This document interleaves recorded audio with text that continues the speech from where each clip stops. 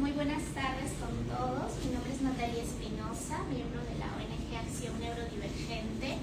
En primer lugar, quiero agradecer a cada uno de ustedes por su presencia. Para nosotros es muy valioso que estén aquí para compartir los resultados de la investigación La violencia del encierro, mujeres neurodivergentes frente a la institucionalización. En primer lugar, quiero dar a conocer un poquito sobre la organización. Nosotros somos una ONG, Acción Neurodivergente, que promueve el respeto y acceso al ejercicio de los derechos de las personas neurodivergentes y o con discapacidad psicosocial. La siguiente, por favor. Nuestra misión es garantizar la inclusión y la defensa de los derechos fundamentales en la sociedad de las personas neurodivergentes y o con discapacidad psicosocial, fomentando un entorno de respeto. ¿Cuál es nuestro sueño? Que todas las personas neurodivergentes y o con discapacidad psicosocial puedan gozar de sus derechos y puedan desarrollarse libres y sin discriminación ni barreras que nos limiten, ¿no? La siguiente, por favor. Tenemos 3 ejes de trabajo. Un eje liderado por Nelly Herrera, los derechos de las personas con discapacidad psicosocial. El segundo eje de psicoeducación y fortalecimiento de capacidades y redes de apoyo, liderado por mi persona. Y el tercer eje de investigación, innovación y soporte comunitario, liderado por Sara Herrera. La siguiente, por favor. Rápidamente quiero compartir las actividades que hemos realizado desde nuestra fundación. Y, por ejemplo, el 8 de marzo hicimos una jornada de carteles de género y neurodivergencia. Fue muy interesante. Hemos realizado charlas y conversatorios sobre crianza y escolarización de pequeños neurodivergentes. El siguiente. Hicimos un ciclo de charlas sobre autismo y escuela, dirigido de manera abierta a nivel nacional. El siguiente, por favor. Y en noviembre realizamos el Festival Neurodivergente y el lanzamiento de la revista Neurodisidencias, donde recibimos contribuciones de personas neurodivergentes de varios países de Latinoamérica, de Iberoamérica. La siguiente. Y bueno, también me faltó colocar sobre el mes del TLP, donde vieron múltiples actividades, y en septiembre el mes de la prevención del suicidio, donde también hicimos múltiples actividades. Ahora, sin más preámbulo, doy pase a Sara Herrera para que pueda exponernos los resultados de la investigación La violencia del encierro, mujeres neurodivergentes frente a la institucionalización. Muchas gracias.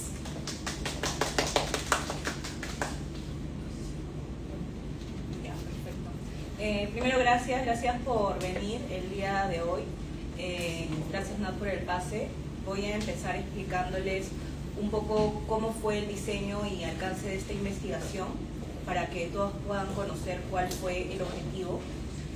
En primer lugar, este estudio tuvo como objetivo principal conocer y visibilizar las experiencias del internamiento vividos por mujeres neurodivergentes o mujeres que tienen alguna discapacidad psicosocial en Lima metropolitana.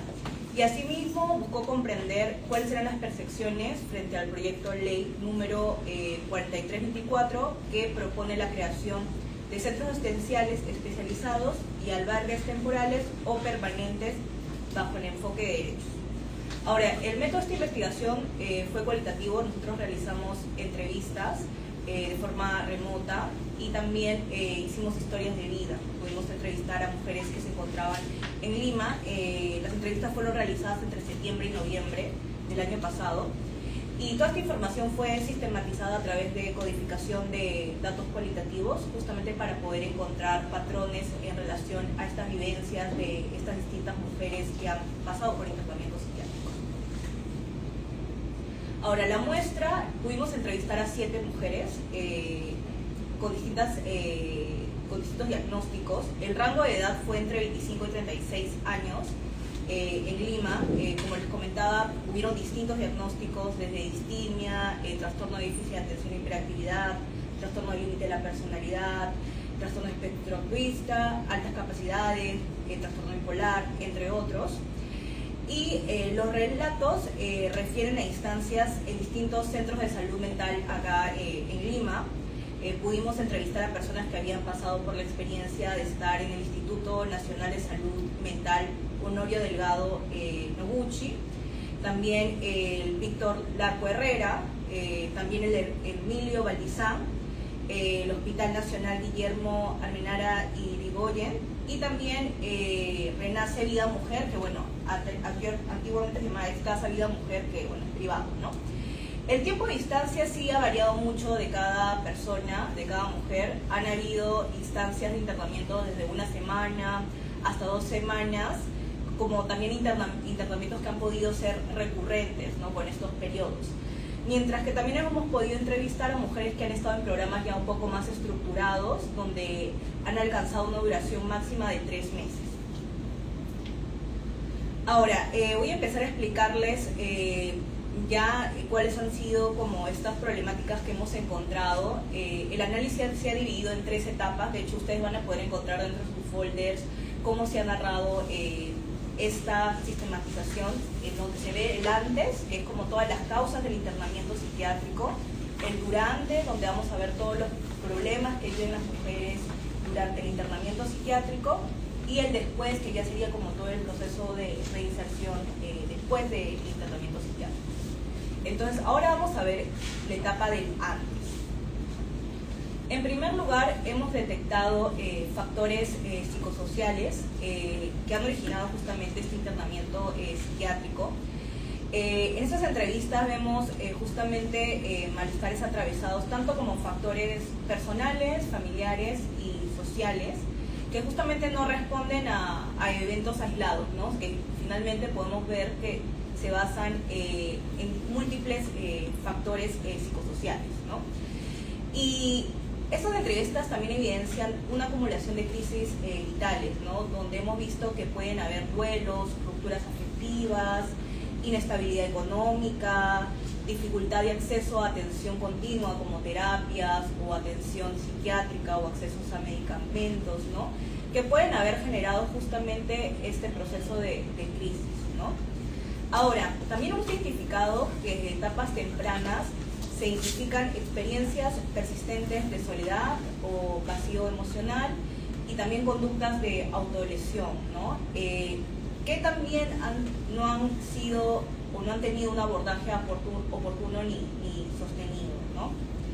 Ahora, la interrupción de estos procesos terapéuticos, psicológicos, psiquiátricos, en las entrevistas que hemos podido identificar que básicamente han sido por razones económicas y también por la ausencia de una red de apoyo, ya sea familiar o de amigos, que no ha podido también como tener esa red de apoyo que es muy importante cuando atraviesas esas crisis emocionales, ¿no?, que obviamente han podido generar o incrementar esta vulnerabilidad frente a situaciones críticas.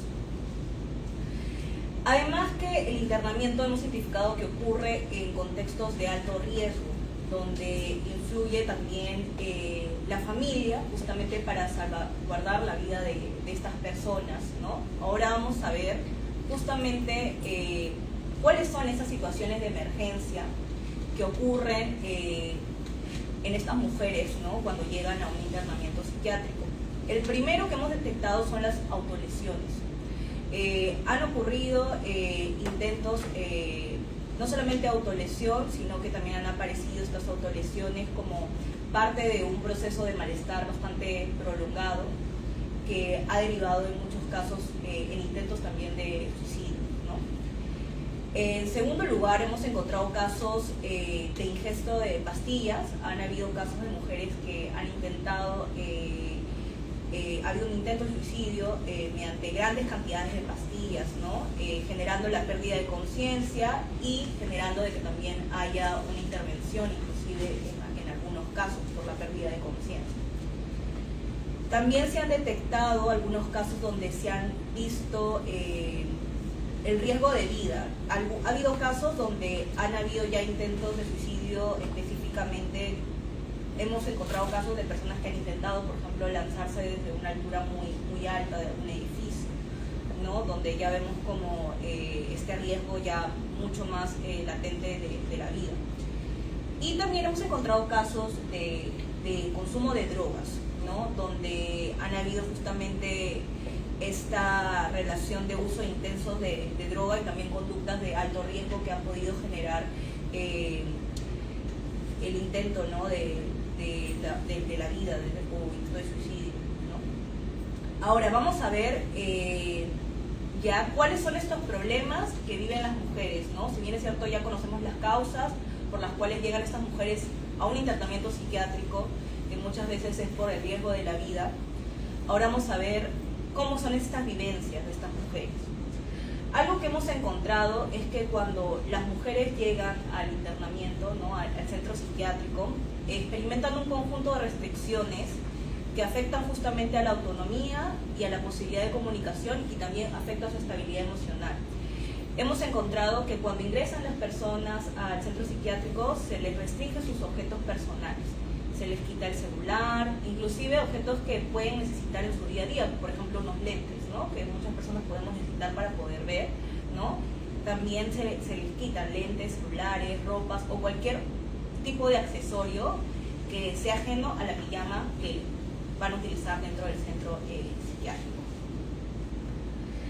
Otra restricción es la prohibición de comunicación. Se les prohíbe las visitas y también la comunicación con personas externas, ¿no?, ya sean familiares, amigos. Justamente por eso también se les pide que no tengan el celular, ¿no?, y que no exista ninguna comunicación. De hecho, había mujeres que nos comentaban que querían ver a su familia, que querían ver a sus amigos, o a su mamá, o a su papá, pero que les decían que no se podía. No podían tener comunicación con ellos, que eso no era posible, y por ende generaba un efecto, ¿no?, en estas personas de miedo, también de sentirse excluidas inclusive, o de sentirse también más tristes porque están alejadas de su familia.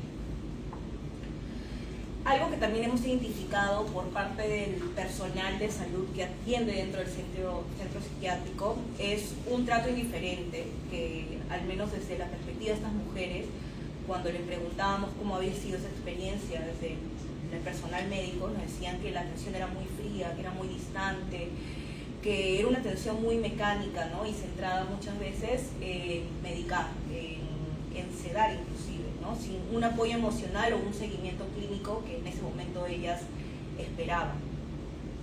Y también que había muchas decisiones clínicas que eran sin empatía, porque en estas rondas que se podían realizar dentro del centro psiquiátrico, a veces se les preguntaba si es que todavía existía esta idea de todavía te quieres matar, ¿no? Entonces, cuando ellas escuchaban esta pregunta, en muchas ocasiones lo sentían como muy fuerte, porque era como recordarles también ese momento que han vivido, esa experiencia que han vivido, y eso generaba de que no se sintieran bien, que les estuvieran recordando todo el tiempo esa experiencia. Algo que también se ve es la limitación de privacidad y autonomía básica. Al momento del cuidado, ¿no?, ya sea para poder bañarse, asearse o inclusive acceder al baño, esto no se podía hacer libremente, ¿no? En los relatos se menciona justamente esta imposibilidad de acceder libremente, incluso en situaciones de necesidades urgentes. O sea, han habido casos de mujeres que nos han dicho de que se han orinado en toallas higiénicas, justamente por el miedo de inclusive preguntar por ir al baño, ¿no? Ya inclusive había un miedo. También la falta de privacidad, porque claro, en los servicios higiénicos también hay esta como vigilancia en los baños, y también por ende una pérdida de autonomía en la higiene, porque no se pueden bañar ellas mismas por más que quieran o lo deseen, ¿no? Siempre hay como esta decisión también del cuidado del cuerpo en ese momento, al menos desde otras personas, ¿no?, al momento de bañarse, al momento de asearse. Y obviamente eso limita la privacidad y autonomía de una persona. También durante el internamiento, ya acá hablando un poco más de las restricciones físicas, en muchos relatos nos han comentado de que existe esta sugestión física, ¿no? Las amarran o las sacan a la cama cuando tal vez en algún momento tienen alguna crisis, la sujetan, pero esta sujeción o esto de amarrarlas inclusive es prolongado hasta el día siguiente, ¿no? Entonces, claro, ellas también se preguntan y cuestionan, ¿no? Claro, sí, ¿por qué esto tiende a ser hasta el día siguiente? O sea, ¿por qué sigo amarrada, ¿no? ¿Por qué sigo amarrada hasta el día siguiente? Y esto viene acompañado también de esta prolongación, pues como les comentaba, que las personas se dormían inclusive, o sea, se dormían amarradas y al día siguiente como que veían que seguían amarradas, eso que genera un impacto emocional fuerte para ellos. Y finalmente la consecuencia de eso, ¿no? Porque al estar amarrada tanto tiempo puede traer consigo algunos daños visibles dentro del cuerpo. Inclusive algunas mujeres nos han comentado que tenían moretones o tenían algún tipo de daño en sus muñecas, justamente por el hecho de haber sido amarradas. Y bueno, también se ha visto la sedación, ¿no? Que ellas lo narran como el hecho de que prácticamente es forzada, porque inclusive hay este miedo, ¿no? de levantar la voz o opinar o decir no, porque claro, si ellas empiezan a manifestarse cómo se sienten, inclusive tienen miedo de que automáticamente las seden y las inyecten, ¿no? Por eso se habla acá de la sedación forzada y uso de inyecciones como mecanismo de control, porque también genera una actitud de obediencia, por así decirlo, con el personal de salud, por el miedo, ¿no? Que puede originar el uso de estas inyecciones como mecanismo de control. Y esto viene de la mano justamente del disciplinamiento como medio de castigo. ¿Por qué? Porque estas mujeres también, no solamente le ocurre esto a ellas, sino que también lo ven en otras personas. El hecho de verlo en otras personas genera miedo. Y como genera miedo, genera de que tú también aparentemente te comportes de forma correcta o lo que el centro psiquiátrico espera cómo te comportes para evitar de que seas castigada o en todo caso que te ceden, ¿no? Inclusive tenemos casos donde mujeres nos decían todo el tiempo tengo que hacer masking, aparentar estar bien, porque si te muestras cómo eres, más castigos, ¿no? O sea, tal cual nos dicen, más castigos, y más ansiedad, justamente por ese miedo. Y se normaliza también la obediencia como una estrategia de supervivencia, porque el hecho del miedo de que las ceden o de ser amarradas también genera de que las mujeres opten por cumplir estrictamente las rutinas institucionales para evitar justamente esas sanciones o lo que podría venir después, ¿no? de hacer algo que el centro médico considere como incorrecto. Y bueno, acá hay algunas frases que representan muy bien lo que es esta experiencia de alguna de estas mujeres. Por ejemplo, acá dice, yo siento que más me internaron para dormirme, no para tratarme o darme una solución. Entonces, ¿qué esperaban las mujeres, ¿no? al estar en un centro psiquiátrico? Ellos esperaban sesiones psicológicas, esperaban centros especializados, un acompañamiento, también un internamiento breve y condicionado al progreso individual, ¿no? Que justamente está acompañado a una red de apoyo y también actividades, ya sea como espacios grupales, dinámicas cotidianas o actividades recreativas, porque muchas de ellas sienten que literal fueron al centro psiquiátrico para dormir y para estar sedadas, ¿no? Y acá vemos algunas frases que nos dicen, ¿no? Me hubiera gustado asistencia especializada o un espacio donde hubieran terapéuticas, psiquiatras, un espacio para compartir. Me hubiera gustado que me den terapia al menos media hora para decir cómo me voy sintiendo y ver qué herramientas usar cuando esté en mi casa, ¿no? Ahora, ya, ¿qué ocurre después de pasar toda esta experiencia, ¿no? Dentro del centro psiquiátrico? Que hemos visto que hay varios problemas relacionados a pérdida de autonomía, violencia. ¿Qué ocurre después? El proceso de reinserción está cargado bastante por un efecto a nivel social y psicológico, ¿no? Porque ocurre depresión, estigma y falta de apoyo. Inclusive muchas mujeres tienen dificultades para reintegrarse a una vida cotidiana porque algunas sienten que todavía están viviendo los efectos prolongados de los sedantes. Esto genera también aislamiento social y también restricciones continuas, ¿no? Y acá vemos justamente que la salida física del internamiento no garantiza necesariamente una recuperación, ¿no? Porque justamente genera efectos en el cuerpo y también a nivel social. Y hemos identificado algunas secuelas del internamiento. El primero es el malestar emocional. Hay depresión en algunos casos, tristeza, confusión y también aislamiento por el uso de los sedantes.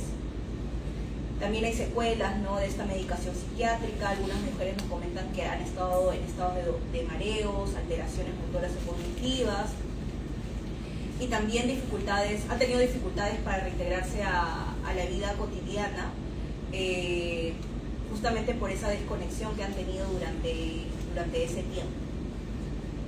Y bueno, acá vemos una frase de una de estas mujeres que dice, bueno, salí con una sensación de estar bajoneada, con poca energía y deprimida, y un poco también perdida, como qué no saber ahora qué hacer para ocupar mi vida, ¿no? ¿Qué hacer ahora para ocupar mi vida? Y bueno, vemos que finalmente hay una prolongación también del control y el daño corporal. ¿Por qué? Porque al salir las mujeres del internamiento psiquiátrico, en algunos casos sigue habiendo restricciones familiares y sociales, ¿no? Algunas mujeres han contado que en la familia todavía hay un control de la comunicación, por ejemplo, de las redes sociales, del teléfono, también se tienen que tomar ciertos medicamentos. Entonces, no es que después del centro psiquiátrico la persona pueda hacer su vida como, entre comillas, normal, porque todavía hay una serie de restricciones que se extienden, ¿no?, en la cotidianidad. Y que bueno, también vemos que también se originan consecuencias físicas y conductuales, porque hay secuelas físicas visibles. Algunas mujeres han experimentado pérdida de cabello, bruxismo, ¿no?, o en algunos casos ya, bueno, depresión, específicamente en el tema de la salud mental. Entonces vemos que hay persistencia, ¿no?, de problemas de la salud mental, y también falta de seguimiento, porque claro, no es que después de estar en el centro psiquiátrico haya un acompañamiento terapéutico continuo, ¿no?, para ver los avances de estas personas.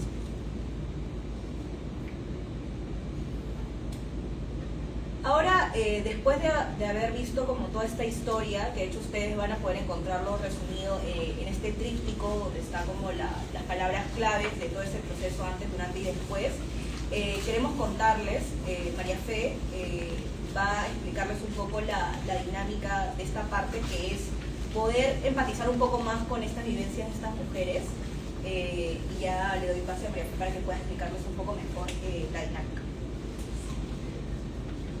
Sí.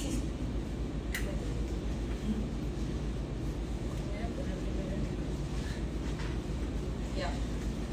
Buenas tardes a todos. Para comenzar con la parte de las historias de vida, vamos a empezar con una dinámica.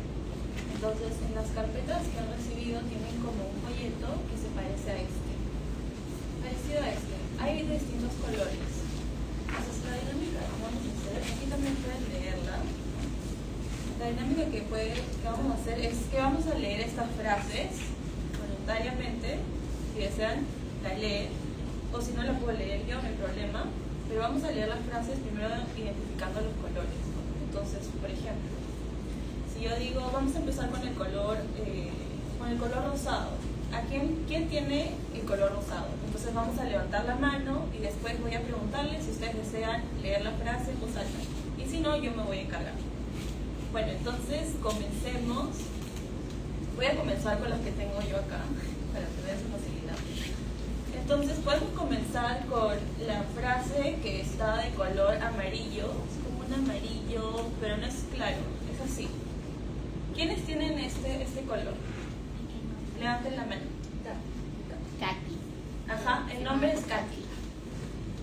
¿Alguno de ustedes desea leerla? Sí, levanten la mano. Entonces podemos leerla. ¿Ya?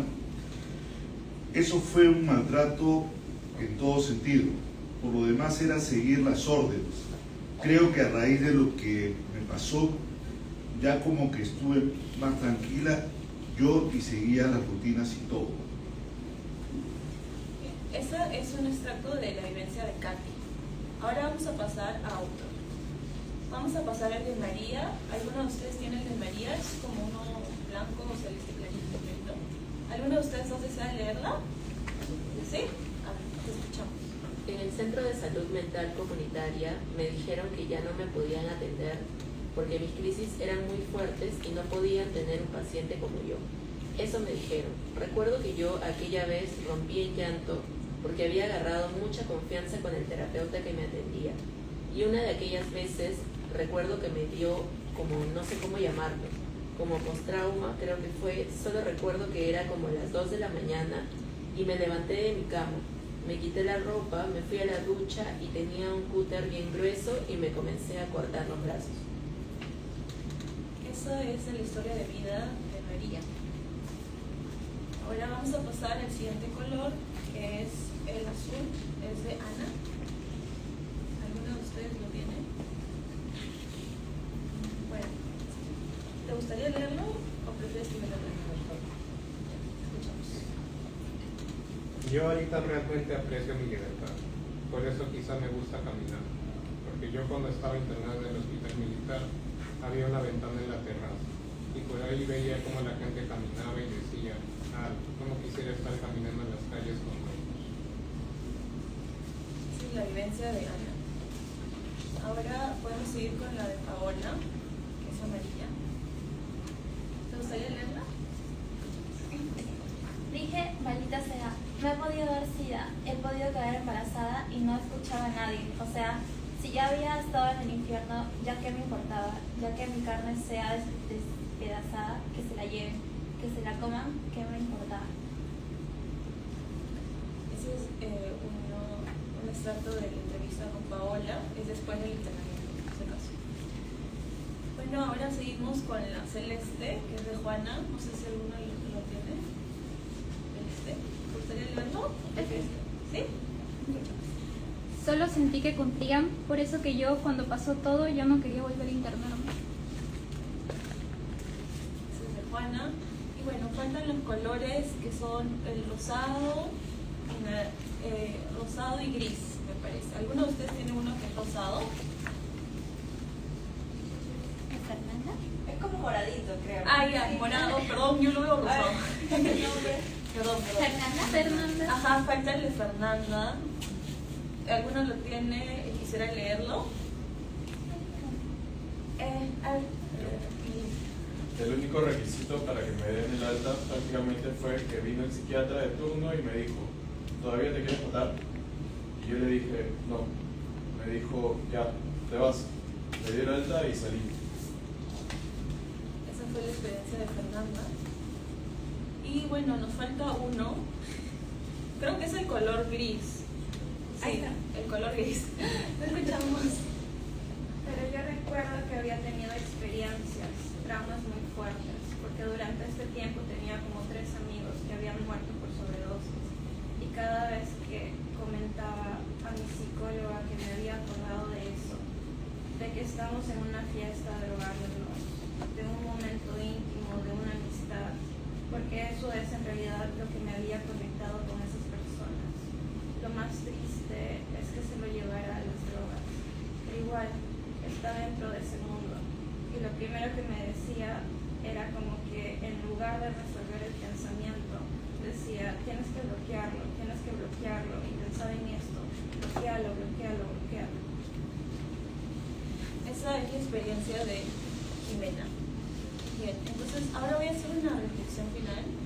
Quiero decir que las frases que acabamos de escuchar, que ustedes han leído, no son casos hipotéticos, son historias, son parte de las historias reales de mujeres que han vivido esas experiencias de internamiento. Podemos identificar control, silencio, espera, pero también un deseo profundo de libertad, de ser escuchadas, de decidir sobre el propio cuerpo y últimamente sobre su propia vida. Entonces yo creo que escucharlos nos invita a pensar en el internamiento no solo como una medida clínica por la que pasaron, sino como una experiencia que deja huella en su vida y que debe ser abordada con responsabilidad, con respeto para quienes la viven. Entonces, para entender de manera más detallada los procesos de internamiento, voy a empezar contando 2 historias de vida, que es la siguiente. perspectiva. Vamos a comentar un poco sobre las historias de vida de Ana y Paola, que ustedes también las tienen en sus carpetas más detalladas.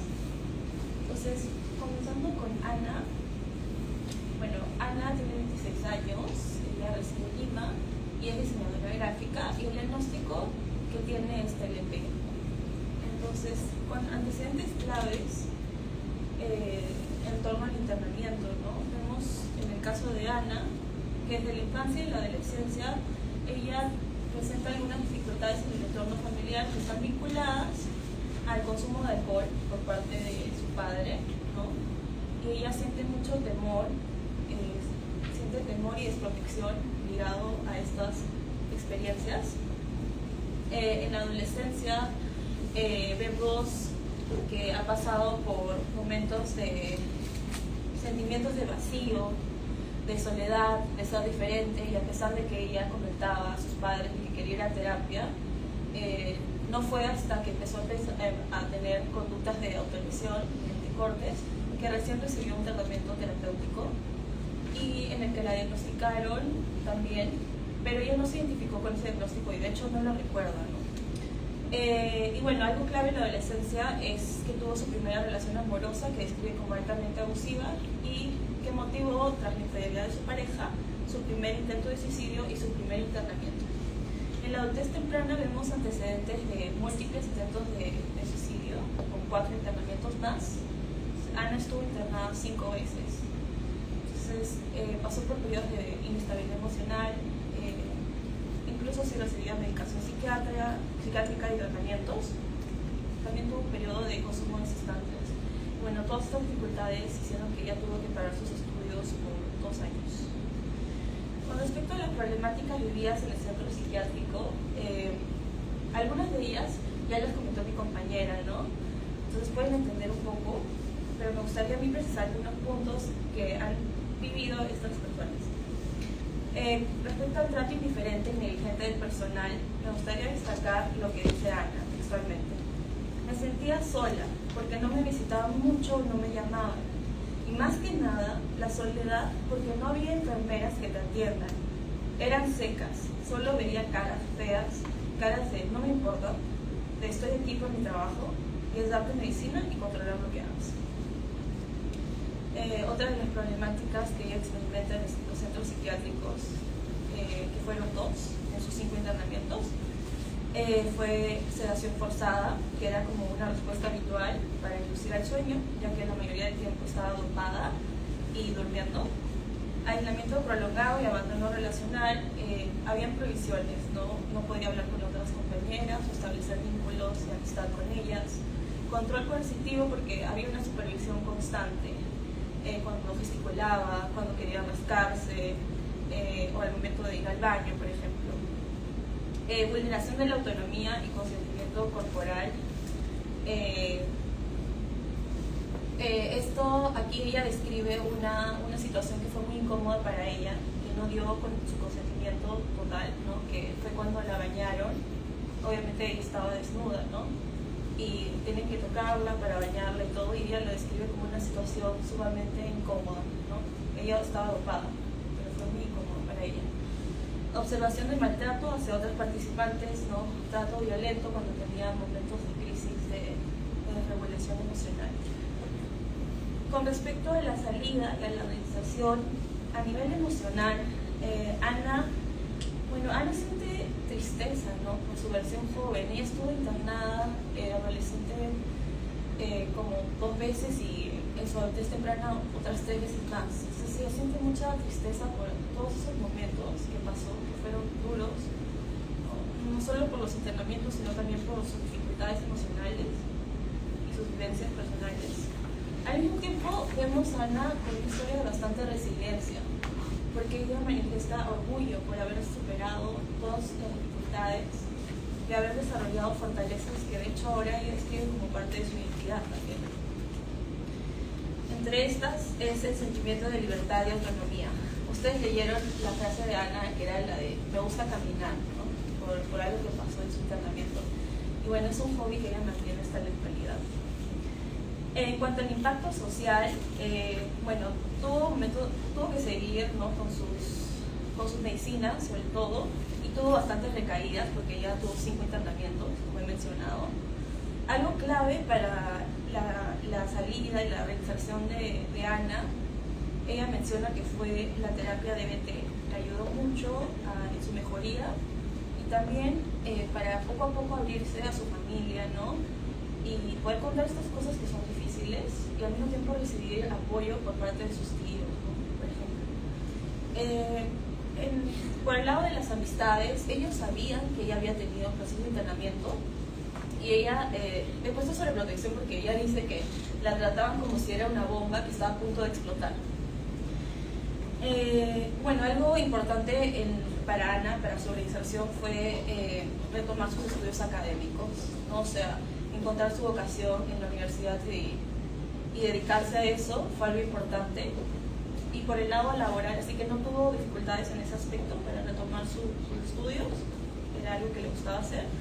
Y con respecto al ámbito laboral, tampoco se presentaron tantas dificultades para encontrar trabajo, porque sus jefes eran muy empáticos con ella y entendieron cuando tuvo que internarse y bueno, para reinsertarse, ¿no?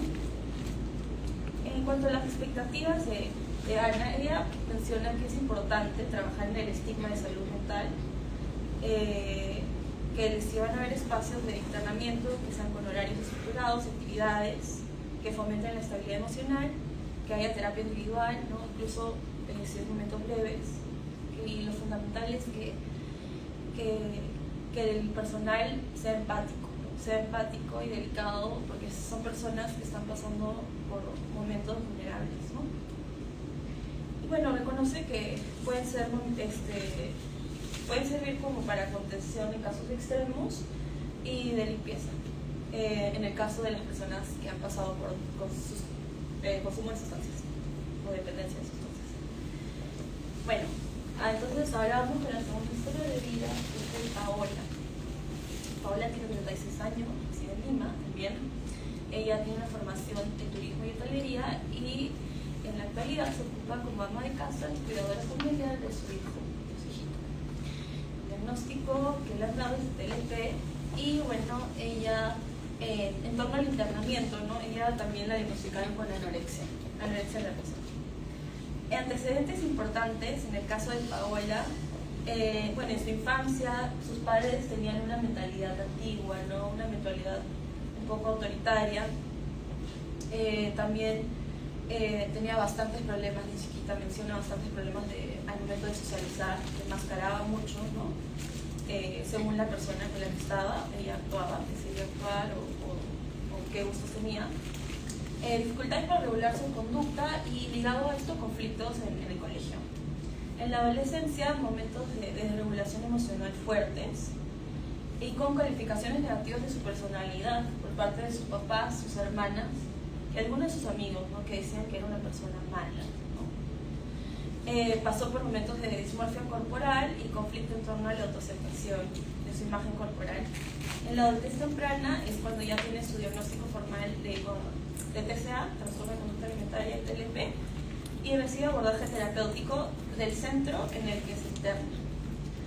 Bueno, además menciona que tiene gastritis crónica y colon irritable en la actualidad, y tiene recaídas en la anorexia. Y bueno, ¿cuáles son las problemáticas vividas en el centro psiquiátrico? El proceso de ingreso de Paola al centro psiquiátrico fue forzado, y yo creo que desde ahí todo empezó de manera muy negativa, ¿no? El proceso de ingreso de Paola comienza con mucha presión por parte de los psicólogos que la atendían hacia sus padres. Ellos le habían dicho a su mamá que había sido una mala madre, que la opinión de Paola no contaba porque ella era una enferma y que la manera en cómo la podía ayudar ahora era internándola. Entonces vemos presión, de manipulación, una dinámica un poco tóxica, ¿no? Al momento de ingresar. Ella firmó también un papel que sería de 1 mes el internamiento. Sin embargo, en otra cláusula que habían firmado sus padres se especificaba que iba a ser hasta que ellos consideren el alta y que ella no se enteró hasta mucho después. Entonces fue un momento muy difícil para ella, ¿no? Restricción de las necesidades básicas. no podía ir al baño sola, ¿no? Tampoco podía ir al baño durante la noche, no podía. Tampoco podía ir al baño después de comer. Entonces tenía que aguantar su esfínter, ¿no? Ella fue el caso que Sara dijo que a veces tenía que hacer pipí en toallitas higiénicas, ¿no? Y luego esconderlo porque tampoco lo podían encontrar. Control excesivo, control al momento de lavarme los dientes, tiene que ser rápido porque no puede ser no puedo demorarme con esto, ¿no? Tenía que hacerlo muy rápido. Tenía que comer lento, ¿no? También pérdida de identidad porque no le llamaban por su nombre en el centro de internamiento, se le daba otro nombre. Observación de belleza física y contención a otras compañeras y no podía ayudarlas a pesar de todo, ¿no? Y daba miedo acercarse a ayudarlos, ¿no? Castigo y humillaciones, y esto con supervisión de la psicóloga, ¿no? Mediante círculos de confrontación que decían supuestamente aspectos que tenían por mejorar, pero en realidad ella admite, ¿no? Que era como una humillación a todas sus compañeras, incluso hacia sí misma en ocasiones. Restricción de vínculos porque no podía hacer amigos o vínculos tan cercanos con sus compañeras o hablar de sus problemas de salud mental.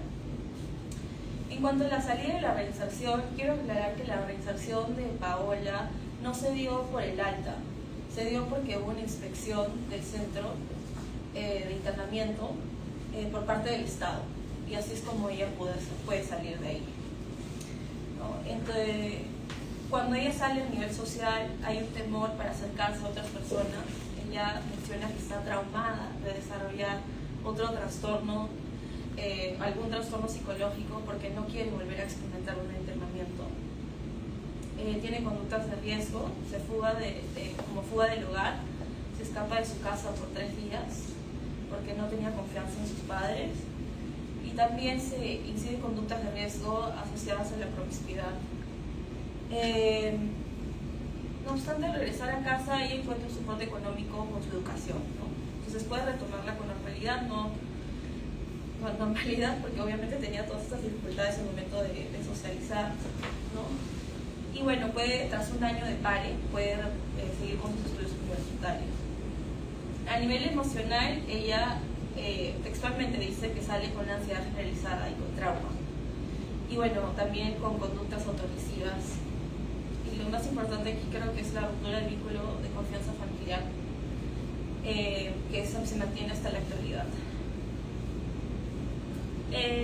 Con las expectativas que tiene Paola y en la actualidad, ¿no? Ella, algo que yo recalco mucho es el proceso de autodescubrimiento de su neurodivergencia, porque antes ella lo veía de esta manera, ¿no? Con esta frase: nadie le dije pues como soy ni nada, era como mi oscuro, sucio secreto, nadie debe saber, y muchos me han rechazado porque me han dicho loca, rara, hasta con insultos.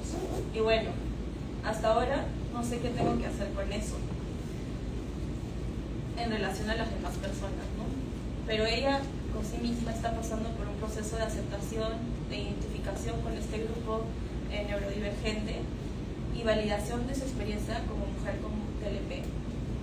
Respecto a los centros de salud mental y albergues, ella dice que deben ser voluntarios y puede ser una opción ante un funcionamiento familiar hostil, como ella vivió con otras de sus compañeras que no podían regresar a sus casas, o en situaciones de alto riesgo.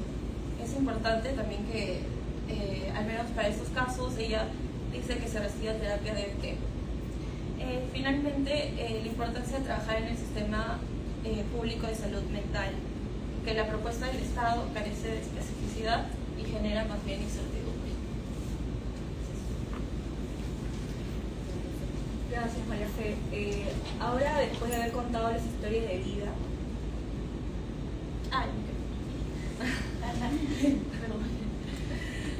después de haber contado las historias de vida, voy a darle el pase a Nelly, quien nos va a explicar acerca del proyecto de ley número 4324, antes de explicar un poco qué opinan las mujeres acerca de este proyecto de ley. Así que ella nos va a dar el contexto de este proyecto. Yo creo que se me escucha porque yo hablo fuerte. Pero igual me voy a poner. Queríamos comentarles, bueno, en realidad primero muchas gracias por tomarse el tiempo un sábado de la tarde. Yo creo que algunos queremos descansar y aún así estamos aquí informándonos sobre algo muy importante. De hecho, cuando pensamos en por qué hacer esta investigación que surgió a raíz de ese proyecto, que tiene tiempo, le ven ahí el número 2022, se aprobó en la legislatura del 2024-2025. ¿Y qué particularidad tenía este proyecto de ley o por qué surge esta investigación, ¿no? Porque en la incorporación de un articulado que modificaba la ley en materia de derechos de las personas con discapacidad, se incorporaba esto de aquí específicamente. Y lo interesante o lo que nos hacía ruido a nosotros como personas con discapacidad psicosocial, específicamente psicosocial, era esto, ¿no? Los albergues temporales y permanentes para la persona con discapacidad cuya promoción iba a estar a cargo del Estado, ¿ya? Y a primera lectura uno podría decir, ya, pero ¿qué tiene de malo esto? O sea, ¿por qué te opondrías a un albergue temporal o permanente, ¿no? Que además dice bajo el enfoque de derechos. Entonces, uno cuando ya empieza a meterse de lleno en estos temas, lee un poco más, se obsesiona o tiene una hiperfijación con estos temas, sabe que por más que teóricamente de repente esto esté redactado desde un enfoque de derechos, en la práctica un albergue permanente va en contra de lo que el enfoque de derechos humanos de la discapacidad busca, que es justamente fortalecer la autonomía de la persona con discapacidad. Anteriormente teníamos enfoques como el modelo médico, ¿no? El de la presidencia, que más bien anulaba cualquier posibilidad de que la persona con discapacidad tome sus propias decisiones, ¿no? Hoy en día, incluso hace unos pocos años, tuvimos modificatoria en nuestro Código Civil peruano para reafirmar este enfoque de derechos humanos, el enfoque social, y que la persona sea capaz de tomar sus propias decisiones, porque en ese tiempo, antes del 2018, si una persona tenía algún tipo de diagnóstico de salud mental, podía venir un familiar y hacer todo un trámite judicial para interdictarlo, lo cual suponía un reemplazo de decisiones del familiar por esta persona, ¿no? Y le internaba, sin su consentimiento, como decía María Pérez, su voluntad, no valía nada porque estaba enferma, y ese era el enfoque anterior. Entonces, lo que busca este enfoque de derechos humanos es justamente evitar que encerremos a la persona, ¿no? Que no las tengamos en albergues permanentes, que no las institucionalicemos, es decir, que no promovamos el hecho de que una persona termine en un hospital psiquiátrico. Entonces, por eso es que surge, ¿a quién les podemos preguntar sobre qué opinan de este tipo de propuesta legal que habla sobre un albergue permanente? A quienes han pasado por experiencias de encierro, ¿no? Esas son las personas a las que nosotros tenemos que preguntarles para saber realmente su opinión. Y además un proyecto de ley que en ese momento, en abril del 2025, ya casi estamos un año después, estaba ya aprobado por el Congreso, por el Pleno, y no había tenido consulta por parte de organizaciones de personas con discapacidad. Entonces, posteriormente, ya hoy en día, en octubre o noviembre del año pasado, se ha borrado esta parte permanente. Ya no existe la propuesta, esa permanente. Pero durante todo ese tiempo que ha pasado en 2025, seguía vigente. Entonces, pensamos, ¿no?, en toda esta investigación de por qué sería bueno rescatar las experiencias y las historias de vida de las mujeres con discapacidad psicosocial, porque en ese tipo de propuestas, aunque se dice personas con discapacidad, en realidad quienes más son afectadas son las personas con discapacidad mental y o psicosocial, y las personas con discapacidad intelectual, ¿ya? Entonces, ese fue el foco de por qué la investigación. Entonces, como decía Sara, ahora van a ver un poco sobre las opiniones de esas mujeres a las que nosotros hemos entrevistado, pero queríamos también que, antes de entrar a ello, darnos un poquito el contexto de por qué se les ha preguntado sobre este proyecto de ley, ¿no? Entonces, eso era muy importante. Gracias, Nelly. Ahora voy a contarles un poco cuáles han sido esas opiniones de estas mujeres. Nosotros hicimos una dinámica en las entrevistas donde les mostrábamos fichas de este proyecto de ley. Primero le mostrábamos el proyecto de ley, todo el texto redactado, y después íbamos partiendo pedazo por pedacito, donde les preguntábamos qué opinan acerca de centros residenciales especializados, albergues temporales, permanentes, para poder entender un poco mejor qué les parecía a estas personas esta propuesta, y también qué entendían, ¿no? Porque parte mucho también del entendimiento y también de lo que esperan y de lo que creen con respecto a este proyecto de ley. Entonces, en base a ese contexto, les voy a contar que lo primero que surgió por parte de las entrevistadas fue la desconfianza y la ambigüedad frente a la mención de centros especializados, ¿no? Cuando las personas escuchaban la palabra centros especializados, nos preguntaban a qué se referían, ¿no? Cómo funcionarían también estos centros especializados, y también si es que realmente estos centros especializados caracterizarían un trato digno, ¿no? Entonces, lo que nos comentaban estas personas es que se debería definir con claridad qué se entiende por centros especializados y cuáles serían esos estándares de cuidado y qué mecanismos también de supervisión asegurarían justamente para el respeto de sus derechos. Justamente también por la experiencia previa que habían pasado estas mujeres dentro de los centros psiquiátricos, ¿no? Y acá podemos ver una frase de una de estas mujeres que dice: si me dicen centros asistenciales, incluso diciendo especializados, me parece algo muy general. Si se necesitan más establecimientos de salud mental, eso sí, pero ¿bajo qué paraguas? ¿Bajo qué? ¿Cómo vas a regular que no pase lo mismo que a mí me pasó, ¿no? Entonces, ahí vemos que igual ya está el miedo y la pregunta y el cuestionamiento si es que estos centros especializados realmente van a velar por el cuidado de estas personas. Después, también estas mujeres expresaban ambigüedad en la propuesta percibían ambigüedad en la propuesta de albergues, porque generaba esta preocupación de que se las excluya de la sociedad. El hecho de escuchar la palabra albergues, lo percibían como que las van a apartar, ¿no? Que las van a apartar para que nadie las vea, y de hecho eso también les generaba miedo, ¿no? Inclusive este temor de que se implementen prácticas como de exclusión o segregación.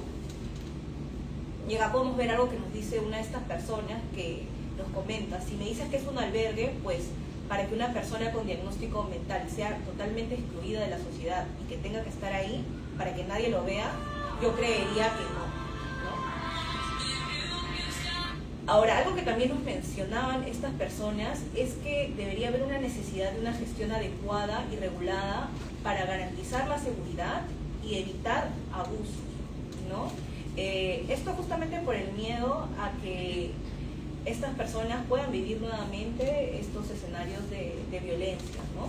Entonces sí sería bueno de que existan lineamientos, protocolos y supervisión, justamente para que esta propuesta, si es que llega a existir, no sea ambigua, ¿no? Porque el hecho de que no se explique con detalle a qué se refiere, genera más miedo que como un respaldo, ¿no? ante ese proyecto.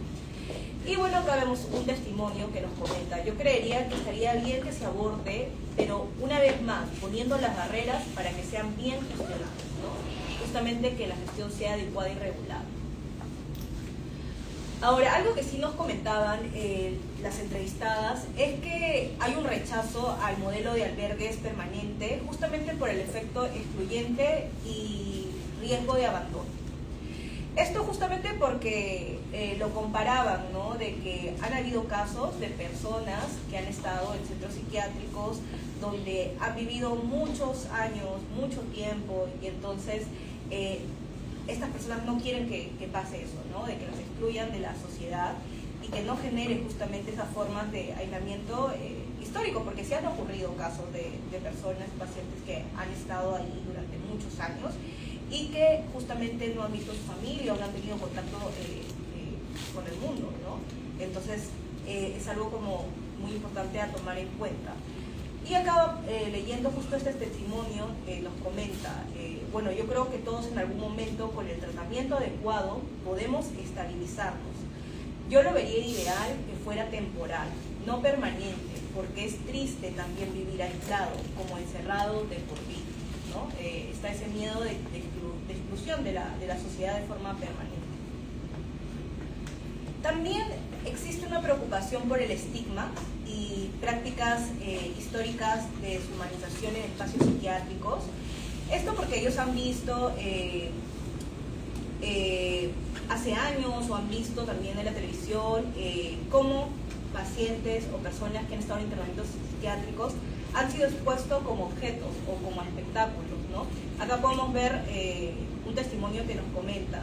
Bueno, desde ahí yo no soy partidaria de que las personas con diagnóstico psiquiátrico o diagnóstico de salud mental no se les permite integrarse a la sociedad. Como por ejemplo, incluso lo han llegado a sacar, he visto reportajes que me han parecido horrorosos, que conozca lo que ya no veo, bueno, esta persona dice, ya no veo tanto, ¿no? Pero hace años sí he visto, conozca a los pacientes del Arco Herrera, y ahí los ponen como si fuera un zoológico. Esta persona está tantos años, ¿no? Y también le comentan, ¿no? Esta persona tiene esquizofrenia y tiene tantos años. Y esta misma persona nos comenta, yo creo que con el acompañamiento debido, con el diagnóstico correcto, una persona sí puede hacer su vida. Entonces, claro, al escuchar el término, la palabra albergue permanente, genera bastante este miedo y que se vuelva a reproducir estas prácticas que ya han sido vistas, ¿no? Existe este miedo de parte de estas entrevistadas. Y finalmente vemos la ambigüedad normativa y la falta de garantías desde un enfoque de derechos. Como se menciona la palabra enfoque de derechos, las personas cuando leen esto no saben exactamente a qué se refiere, porque no explican con claridad o exactitud a qué se refiere, qué derechos van a cuidar, proteger, salvaguardar, ¿no? Y sí esperan de que esta información esté mucho más detallada. E inclusive en algunos testimonios nos comentan, ¿no? Si de por sí en la actualidad los derechos de las personas con discapacidad a veces son vulnerados, entonces si existe un proyecto de ley que menciona bajo el paraguas, ¿no? de derechos, ¿a qué se refiere? O sea, realmente va a ser bajo esa lógica, está este miedo y esta preocupación, ¿no? Y acá vemos que un testimonio nos dice esto, esta pregunta o interrogante. Bajo el enfoque de derechos, lo que pasa es que todavía, incluso a nivel de leyes, acá hay mucho por desarrollar. Me parece que el enfoque estaría bien, pero es importante precisar de qué derechos estamos hablando, porque muchos de los derechos que serían necesarios todavía no lo son. No se están reconociendo legalmente ni existen en el papel, ¿no? Claro, esta pretensión de que si hoy actualmente ya se vulneran, entonces si se menciona derechos, ¿cómo va a ser realmente, no?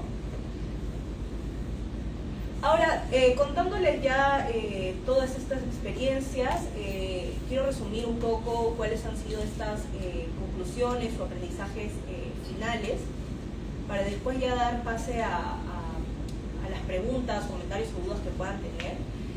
¿Qué aprendimos con estos testimonios, ¿no?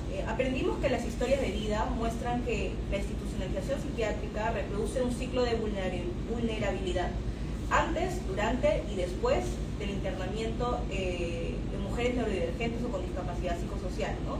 Vemos una vulnerabilidad constante y también vemos varias problemáticas con respecto a la violencia, se lo hemos podido ver reflejado en las historias de vida que les ha comentado María Fe. Lejos de brindar cuidado integral, los internamientos son vividos como espacios de control, sedación y aislamiento, ¿no? Con efectos que hemos visto tanto emocionales, sociales y también físicos, porque también generan efectos en el cuerpo. Hemos visto casos de bruxismo, caída de cabello, y también cuando son atadas también genera problemas en las muñecas, hay daño visible en el cuerpo, ¿no? Entonces, estos testimonios, estas narrativas, subrayan la necesidad urgente de fortalecer alternativas comunitarias, ¿no?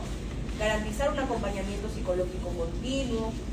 También es importante sensibilizar a los profesionales de salud mental sobre justamente lo que ocurre en los internamientos psiquiátricos, regular estrictamente también cualquier forma de internamiento, o si es que llegara a existir alguna de estos albergues, exista realmente un protocolo, ¿no? Y que se pueda salvaguardar la vida de estas personas, porque obviamente existe esta preocupación de que se siga reproduciendo la violencia en estos nuevos proyectos de ley que se proponen, ¿no? Es importante incorporar un enfoque de derechos humanos, género y también neurodiversidad en las políticas públicas de salud mental. Bueno, ahora sí quisiera dar pase, si es que tal vez alguno de ustedes tiene alguna pregunta o tal vez alguna reflexión de las historias de vidas que ha podido leer o tal vez algún comentario o algo que quieran preguntar. Este es el espacio, el momento.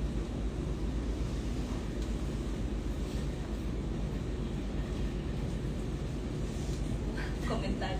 Reflexión, también pueden dar una reflexión.